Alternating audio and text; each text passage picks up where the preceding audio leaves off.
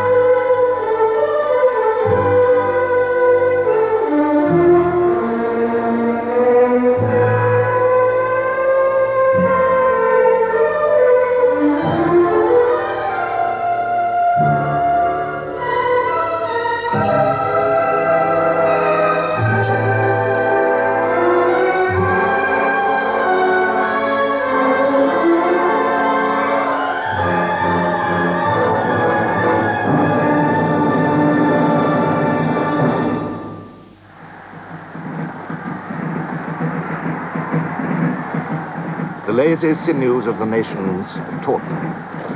The armies were on the move.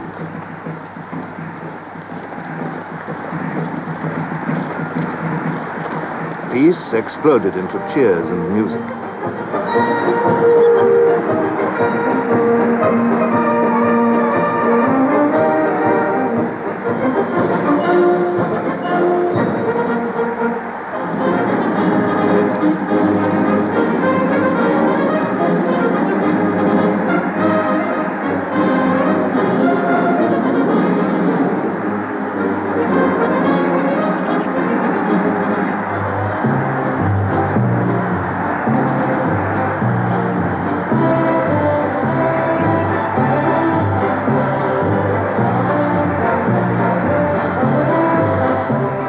In August 1914, Europe marched to war with rejoicing.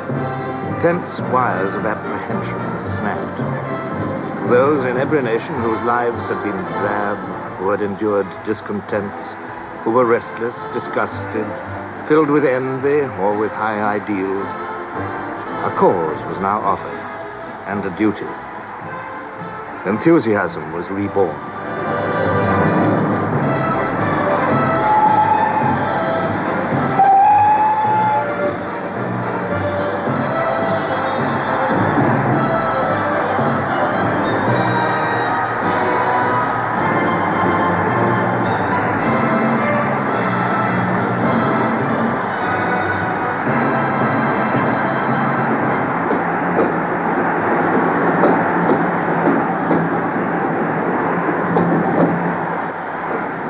In valleys green and still, where lovers wander maying, they hear from over the hill a music playing. Behind the drum and fife, past hawthorn wood and hollow, through earth and out of life, the soldiers follow.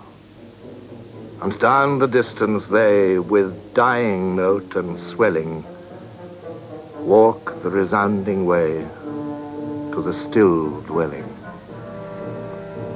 It was Austria's quarrel, but it was Germany's war. Germany struck first, westward. At 5 a.m. on August the 4th, German cavalry crossed the Belgian frontier, their hoofbeats on the cobblestones the signal of catastrophe. In Berlin, the Kaiser addressed the members of the Reichstag. I have no knowledge any longer of party or creed.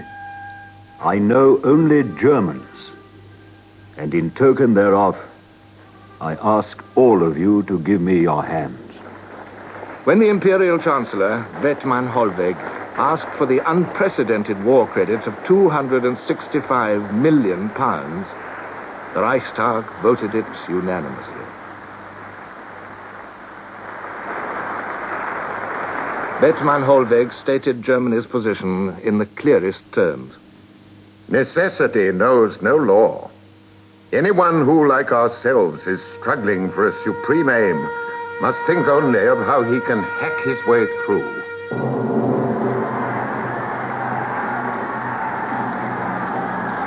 Through international agreements, through the very concept of neutrality, through Belgium. The invasion of Belgium was demanded by the Schlieffen Plan, the master plan by which Germany hoped to win the war. To avoid the French fortress system, the Germans would cross Belgium, pass through Brussels, swing down into France, brushing the Channel coast, pass round west of Paris and attack the French armies from behind. The whole thing was expected to be over in 40 days. One thing was vital to this plan, and that was speed. The point of first impact was Liège, blocking the crossings of the River Meuse and all routes to Brussels and the west.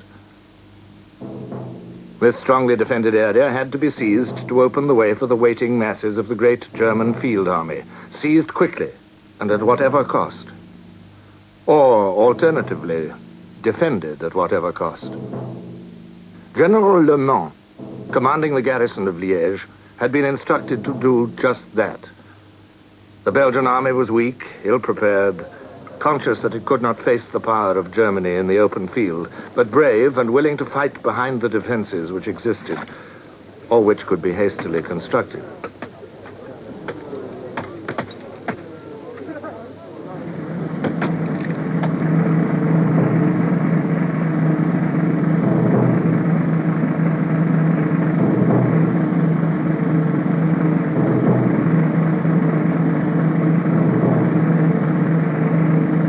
They were facing the most powerful military machine in the world. The army was the embodiment of Germany's soul. All the hopes and all the pride of this young, expanding, thriving empire found expression in it. Every young man was liable to serve, and most of them were overjoyed to do so. When the army marched, all Germany marched too.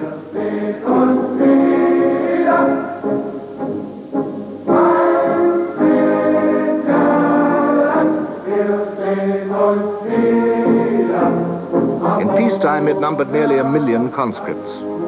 Behind them stood over 4 million trained reserves, and a final potential of almost 10 million.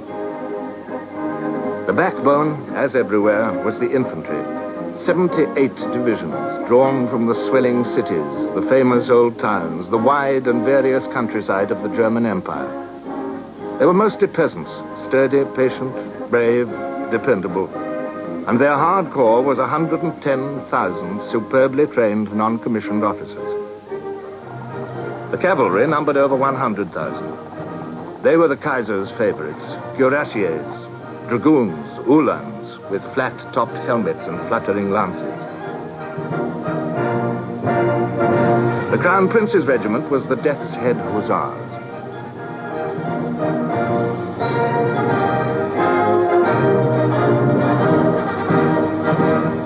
But it was the German artillery which would shock the world and do the damage. The field guns were not impressive, but behind them were ranged over 3,000 weapons of heavier caliber. 150 millimeters, 210 millimeters, 305s, products of the firm of Krupps.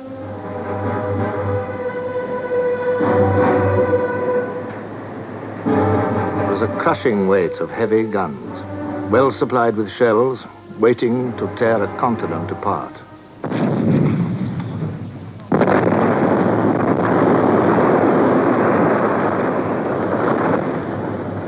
And yet, for a while, all this might was checked. Liège proved a tough nut. The first German assaults were repulsed with heavy losses. They tried a night attack to avoid the Belgian machine guns. Slipping through the outer ring of forts, an almost unknown German staff officer, General Ludendorff, made his way to the citadel in the center of the town itself. I arrived, no German soldier was to be seen, and the citadel was still in the hands of the enemy. I banged on the gates, which were locked. They were opened from the inside. The few hundred Belgians who were there surrendered at my summons.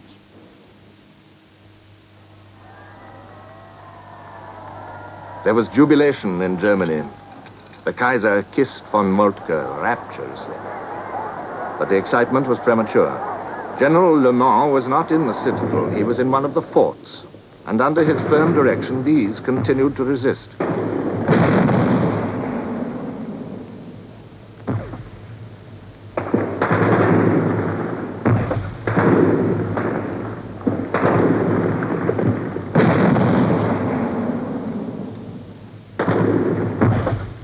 The way to Brussels was still blocked.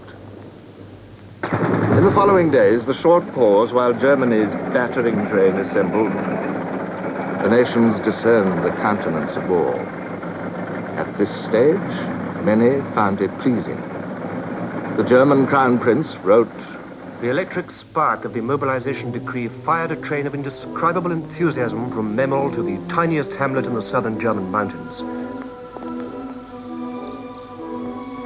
At that time, the vast majority of the German people regarded the military solution of the ever-increasing political tension as the end of a nightmare." A French officer was leaving Paris with his regiment for Verdun. Our great nation's heart was beating tumultuously as in days long past. Crowds were gathered at every station, behind every barrier, and at every window along our road. Cries of "Vive la France" and "Vive l'armée" could be heard everywhere, while people waved handkerchiefs and hats. The women were throwing kisses and heaped flowers on our convoy, and the young men were shouting "Au revoir" and "A bientôt." At one grade crossing, a young woman lifted her baby towards us, shouting, "He too, like you, will go someday and do his duty." It must have been like this in 1792. The soul of France had again attained the height of her greatest period in history. Saturday, August the 1st, was a quiet day for the officer in charge at London's chief recruiting office, Great Scotland Yard. Precisely 8 recruits presented themselves to him. Then came Sunday, and August bank holiday. When he returned to his office on August the 4th, the crowd awaiting him was so dense that it took him 20 minutes and the help of 20 policemen to get through to his desk. And from that moment, he worked continuously through the day, attesting men. When Lord Kitchener's appeal went out for the first 100,000, "Your king and country need you," the flow increased all over Britain. 100 men an hour, 3,000 a day, 6,000 over the war's first weekend joined the army. So many came now that they had to be turned away. The whole country, and the great dominions of the British Empire with it, were swept by the emotion which Rupert Brooke precisely put into words. Now God be thanked, who has matched us with his hour, and caught our youth and wakened us from sleeping, with hand made sure, clear eye and sharpened power, to turn as swimmers into cleanness leaping, glad from a world grown old and cold and weary.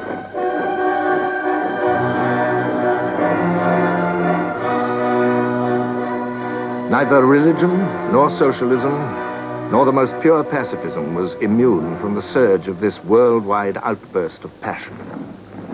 Among the cheering London crowds on August the 4th was the philosopher Bertrand Russell. I had fondly imagined that wars were forced upon a reluctant population by despotic and Machiavellian governments. But now I was tortured by patriotism. I desired the defeat of Germany as much as any retired colonel. Love of England is very nearly the strongest emotion I possess, and in appearing to set it aside at such a moment, I was making a very difficult renunciation. The liberal Manchester Guardian, an important platform for pacifist opinion, said in its editorial on August the 5th, England declared war on Germany at 11 o'clock last night.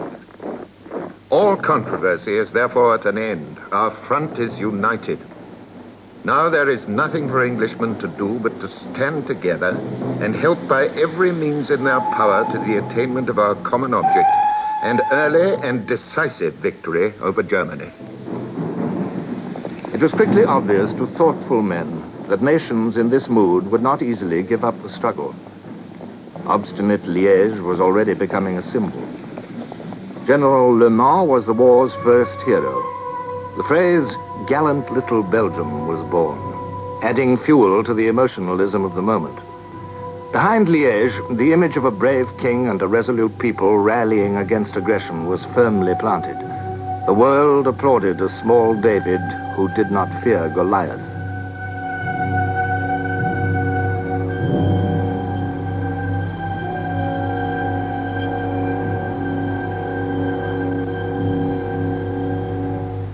Yet it was Goliath who won this fight. The great guns and mortars were brought up against Liège, the Krupp 420s, the Skoda 305s borrowed from Austria. The Belgian forts were pounded into rubble. Steel plates were smashed and buckled. Human flesh was turned to bloody pulp.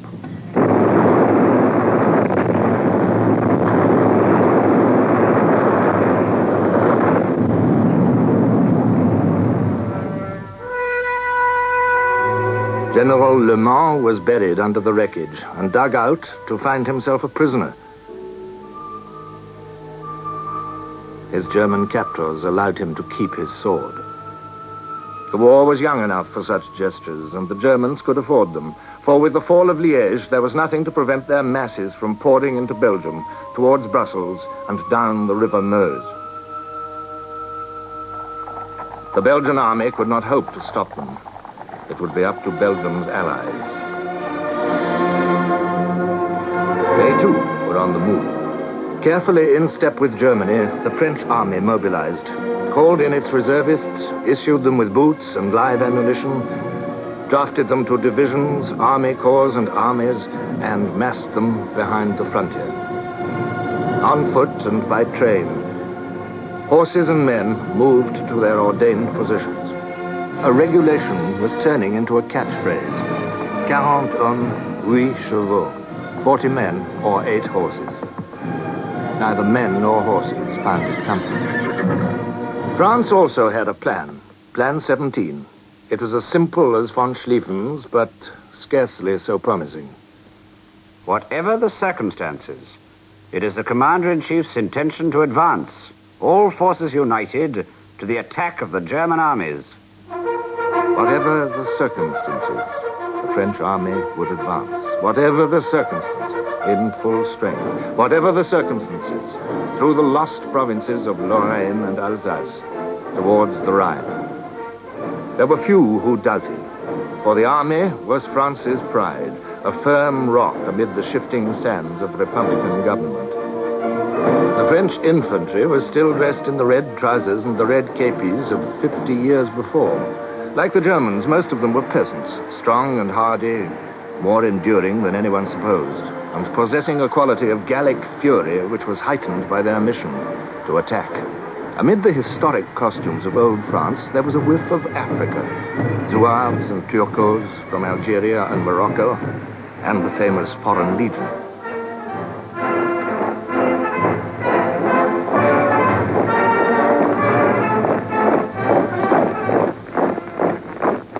Cavalry contained cuirassiers and dragoons whose dress had scarcely changed since Waterloo, and gay chasseurs. All of them were trained and eager to charge with lance and saber, whatever the circumstances. With uniforms drawn from history and ideas drawn from fiction, the French army was completely up to date in one respect. It had the finest field gun in the world, the 75mm, the 75, flexible, mobile, able to fire 25 rounds a minute. Above all, plentiful. With these plans and with these armaments, Europe's two leading powers collided. Which would stand the test?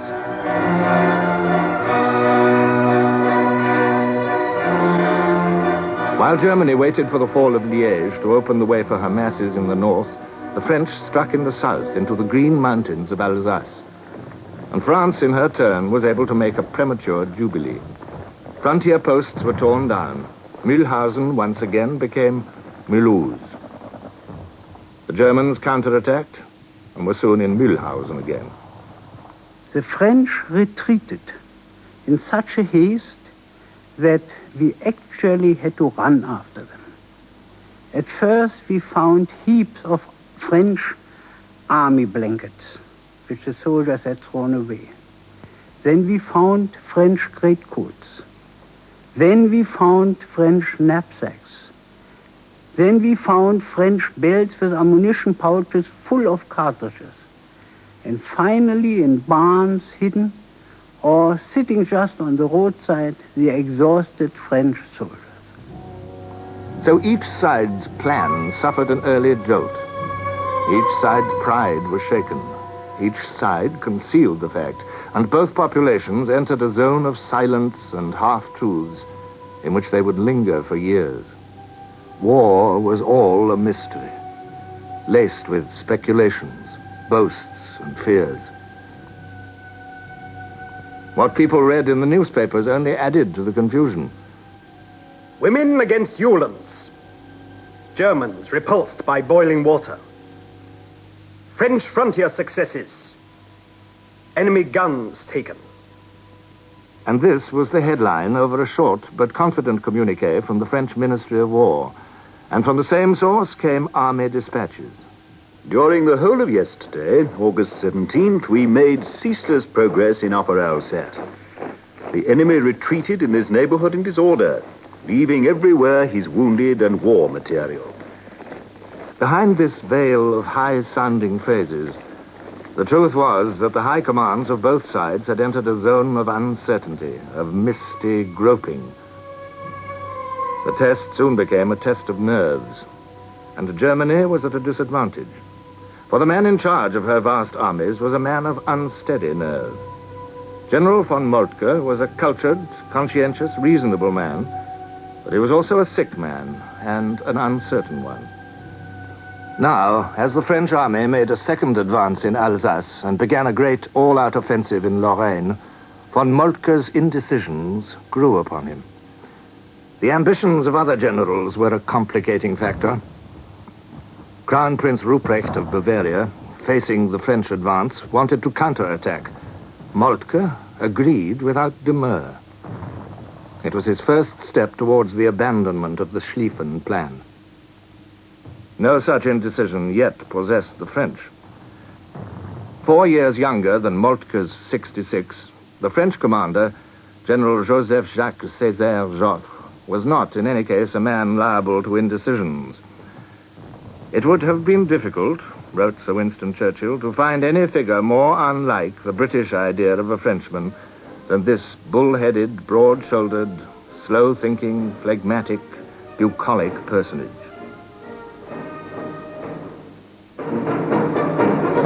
There were few questions in the French army during those early August days. The prophets of the offensive had laid down the doctrine. For the attack, only two things are necessary: to know where the enemy is and to decide what to do. What the enemy intends to do is of no importance. With this assurance, the French spilled out over the fields and hillsides of Lorraine, bold, brilliant targets in the sunlight. At first, all went well. On August the 18th, the day after the last fort at Liège had surrendered, General de Castelnau, commanding the French spearhead, the Second Army, announced to his troops, "The enemy is retiring on our front. He must be pursued with the utmost vigor and rapidity. I expect corps commanders to instill into their troops the necessary dash." Full tilt into Prince Ruprecht's advancing army crashed the French, and learned in this first great encounter of the war some terrible truths. What the enemy intended to do was important after all. At long range, the German heavy guns, and at short range, the machine guns, devoured the gaudy lines of Frenchmen. The sense of the tragic futility of it will never quite fade, wrote Sir Edward Spears, and added that many of these gallant officers thought it chic to die in white gloves. Nobody could tell exactly what the French losses were, but they were enormous. The French Second Army came back, said Joffre, under conditions which almost resembled a rout.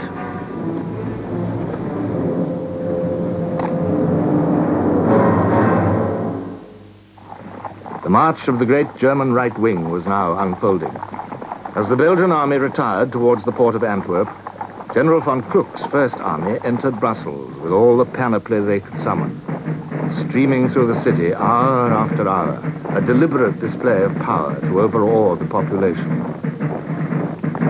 On Thursday, the 20th of August, the Germans entered Brussels. It was a marvelous sunny day, but still, I keep the vision of gray all over the town. They arrived in long streams, long gray streams. It was a sinister, greenish gray. Even their helmets had a gray cover. They went along in the main street of Brussels with their war equipment, with their war material, heavy guns, their officers on horseback, and their music, that music of drum and fife, and always the same little tune. At the same time as this demonstration, the German Second Army, which had taken Liège, arrived in front of the fortress of Namur, and the great guns were heard again. Two things became clear to the French High Command. The Germans were evidently strong in Belgium, and the frontier fighting proved that they were strong in Lorraine.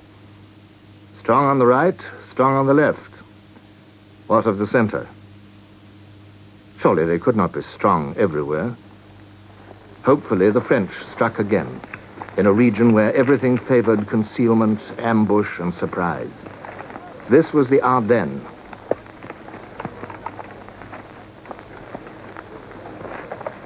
Once more, the French swept forward. Once more, their blind rush was abruptly checked. Machine guns and high-angle artillery fire, to which they could make no reply, tore through their ranks. We were shot down like rabbits, because for them it was a real target, because we had red trousers, and they were down in the hole themselves. Then we had to retreat, of course. We lie down for a certain while, try to make some holes, and after that, when we could do nothing, we had to retreat back. Once more, the French armies tumbled back in dire disorder.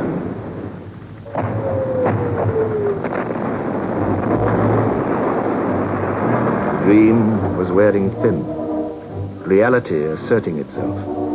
The reality of the Schlieffen Plan unfolding stage by stage with awful deliberation. The reality of the great strength of Germany. Amid the fear and hatred which surrounded the advancing German armies, other truths were also being revealed. We entered the village, a company of approximately 200 men, and we were just taking off our knapsacks and queuing up for the soup kitchen, who wanted to give us some food, when a terrific firing started. From all sides we were fired at. The cook and his mate were killed. Quite a number of our soldiers were wounded and killed too. We stormed into the houses where the firing came from, but all we could find were some innocent-looking peasants in blue blouses. But when we searched the houses, we found infantry rifles still hot from firing. Whose rifles were they? Did they belong to the soldiers or to the peasants themselves? No time to find out in hot blood. Time only for harsh, immediate reprisals, shooting and burning.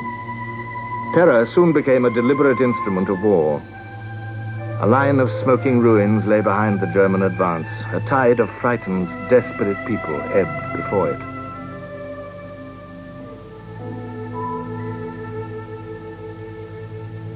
The Germans convinced themselves that they were victims of systematic guerrilla warfare. General Ludendorff wrote, "For my part, I had taken the field with chivalrous and humane conceptions of warfare. This guerrilla war was bound to disgust any soldier. My soldierly spirit suffered bitter disillusion." The bitterness increased. The rage boiled over.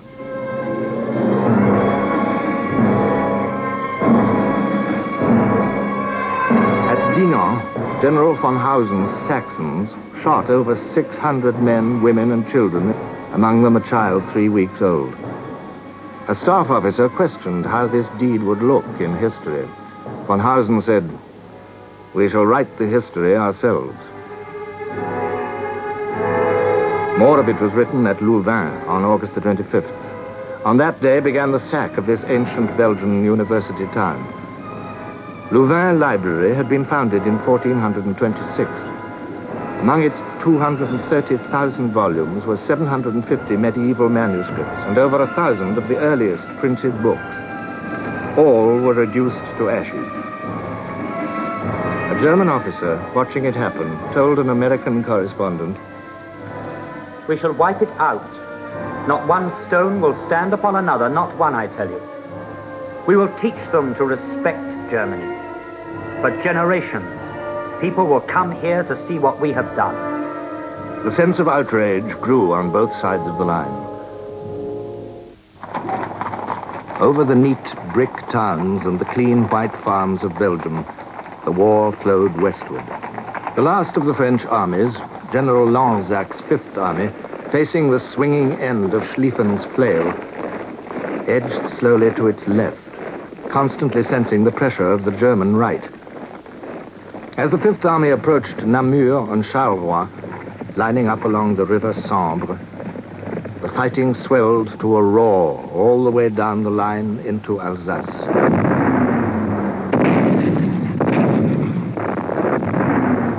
And now another element was coming into play, the British Expeditionary Force.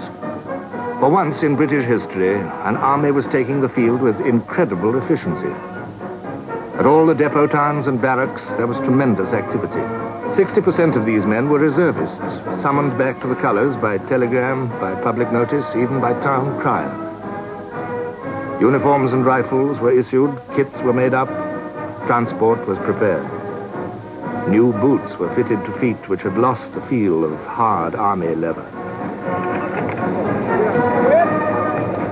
1,800 special trains carried the British Expeditionary Force to its ports of embarkation.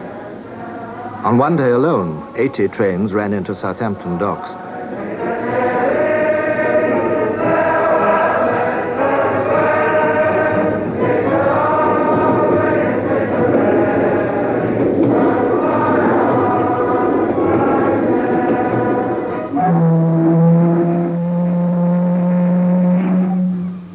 An average of 50,000 tons of shipping per day, safe and unhindered under the protection of the Royal Navy, carried the Expeditionary Force to France. Landings began in deep secrecy on August the 7th.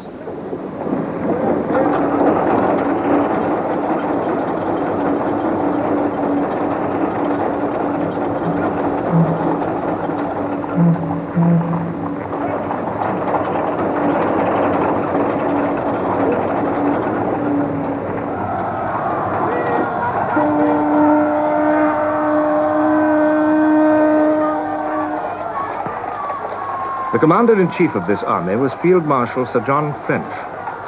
Peppery, emotional, a good cavalry tactician, but not an intellectual soldier, French's task in those closing days of August was difficult enough to tax a genius.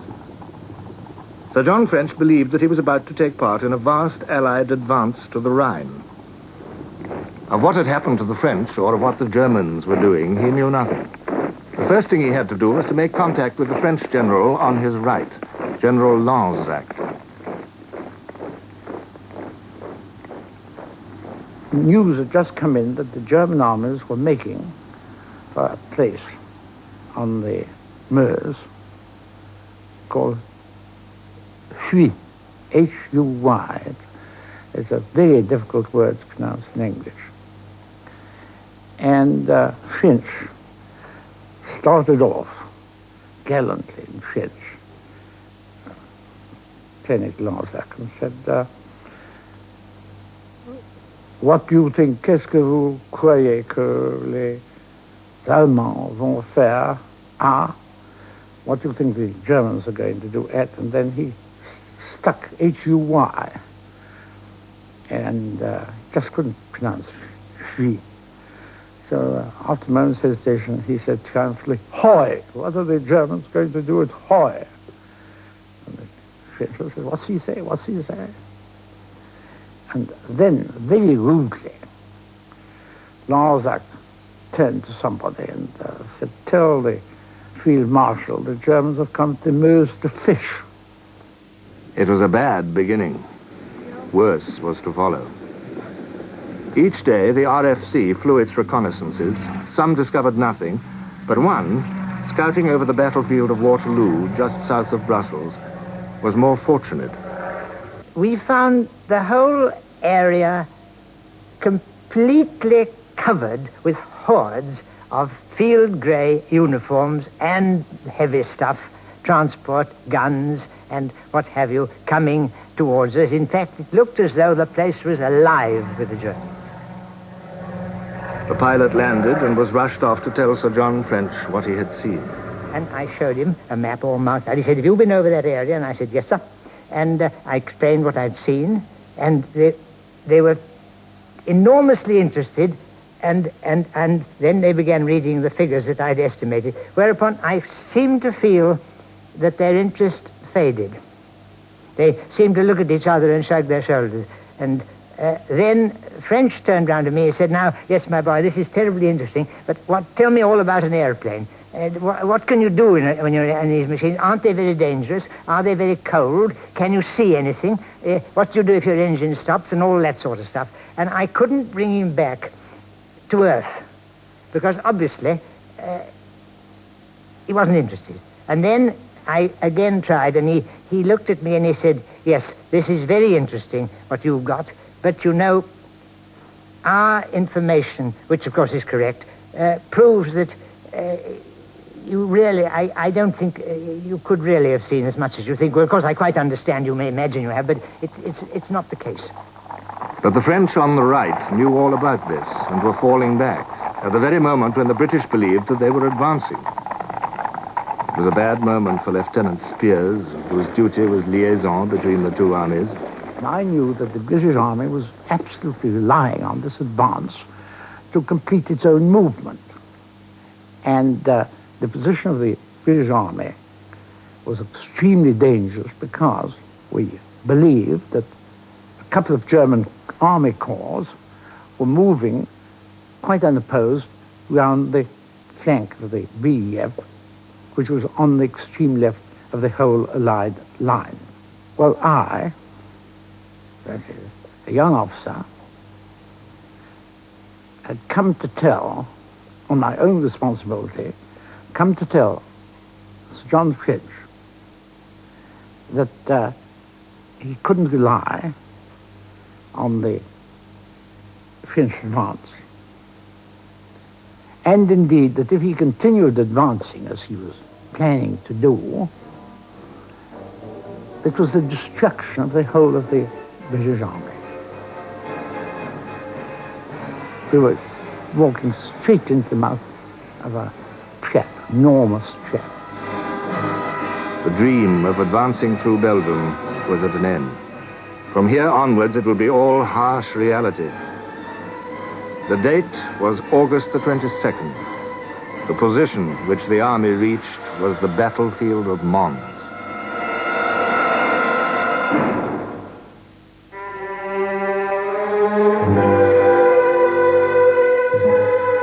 Digital viewers can see the next episode of The Great War on BBC4 in a few moments.